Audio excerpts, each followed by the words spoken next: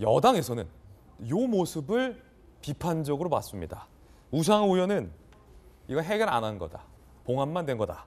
현근택 변호사는 상황과 왕세자 사이에 끼어 있다. 고민정 의원은 무식하다. 윤석열 후보를 향해서 이렇게 비판을 했다는데 들어보시죠. 갑자기 울산에서 만세 부르고 부산에서 사찍말 티 있지 않습니까? 사찍말 사진 찍으려고 말씀해 주세요. 그 티셔츠를 입고 나타났단 말이죠. 선 봉합 후 해결합시다. 이렇게 합의하신 것 같은데 이런 봉합은 반드시 2차 위기가 온다. 상황과 왕세자 사이에 껴서 특별히 역할이 없는 윤석열 후보. 거기에 여황제까지 있어요. 여황제는 누구예요? 여황제. 아니 부인이죠, 부인. 자, 그리고 고민정 의원은 무식이라는 단어를 썼습니다. 어떤 맥락에 썼을까요? 함께 보시죠. 배신, 분노, 무식, 무능이다. 박근혜 씨처럼 누군가의 허수아비 신세로 전락하지 않으려면 스스로 떨쳐 일어나는 수밖에 없다. 윤석열 이름 석자로 나서길 바란다. 무식, 무능. 전재수 의원님, 앞서서 문재인 정부를 향해서 너무 야당 후보가 표현이 박하다라고 하셨는데 야당 후보를 향해서 상황과 왕세자 사이에 낀 해결을 못한 무식한 후보다. 이 세 분의 표현을 종합하면 이건데 너무 박하지 않습니까? 저는 표현에는 동의하지 않습니다. 예. 뭐 실제 무식하든 무식하지 않든 제1야당의 대선 후보입니다. 그리고 대선 후보를 국민의힘 당원들과 국민들이 뽑은 거잖아요. 그러면 인정해야죠. 그렇기 때문에 저런 표현에는 저는 동의를 하지 않고요. 예. 다만 이제 김종인과 김병준이 갈등을 빚고 있건 없건 또는 이준석 대표와 김병준 위원장 사이에 갈등이 있건 없건 또는 홍준표, 유승민 이분들이 선대위 출범식에 참석했건 안 했건 중요한 것은 윤석열 후보입니다. 지금 우리 5년 미래 대통령을 뽑는 거 아니겠습니까?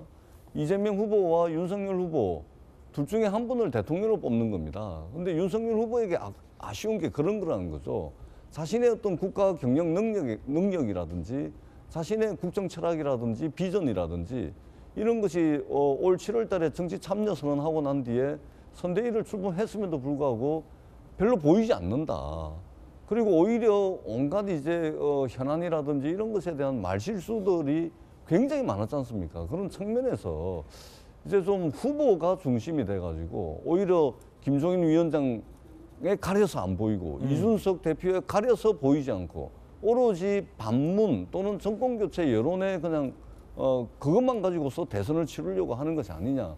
이런 이제 의문을 많은 국민들이 가지고 있는 겁니다. 그렇기 때문에 자신의 국가 경영 능력이라든지 국정 현안에 대한 여러 가지 것들에 대한 자신의 입장을 밝혀야 된다.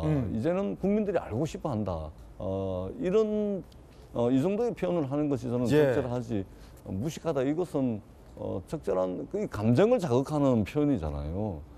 그렇기 때문에 저런 표현에는 저는 동의를 할 수가 없습니다. 자, 우리 전재수 의원은 고민정 의원의 무식하다는 표현에 절대 동의할 수 없다라는 말씀 돌직구예요. 들어봤습니다. 홍준표 의원이 달라졌어요. 야, 이게 뭐냐면 경선 끝난 직후만 하더라도 누구보다 앞장서서 윤석열 후보를 비판했던 홍준표 후보가 청년이 윤석열 후보를 비판하는 듯한 말을 하자 홍준표 후보가 그러지 마라 라고 윤석열 후보를 두둔하기 시작했습니다. 우리 홍준표 의원이 달라졌어요. 함께 보시죠.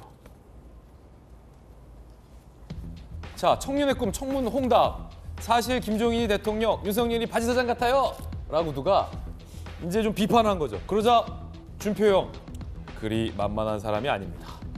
달라졌어요. 자, 그리고 이준석 대표가 김종인 총괄위원장을 원한 이유는 뭘까요? 파리 때 압박입니다. 홍준표 의원이 이재명 기자 달라졌어요. 특히 후보에 대해서 윤석열 후보가 되면 대한민국은 불행하다라고 하고 윤석열 후보 아무것도 모르는 사람이다 이렇게 하더니 그 만만한 분 아니다. 리더십이 있다. 엊그저께 또 이렇게도 말하고 갑자기 왜 달라진 겁니까? 글쎄요, 왜 신경의 변화가 있었는지는 좀 더 지켜봐야겠지만 아무래도 이제 지난 금요일 날 윤석열 후보가 이준석 대표가 만나기 전에 바로 직전에 이제 윤석열 후보와 홍준표 의원이 만났죠. 근데 그 자리를 주선한 게 법조계 선배입니다. 저는 굉장히 그 의미심장하다고 생각합니다. 법조계 그러니까 선배가 두 분 불러서 그렇죠. 그러지 그러니까 마라. 법조계 쪽에서도 굉장히 많은 어떤 뭐 그러니까 홍준표 의원을 향해서 뭐 압박이라보다 설득이 맞겠죠. 설득하면서 어쨌든 간에 정권 교체해야 되지 않겠느냐라는 얘기를 하겠죠.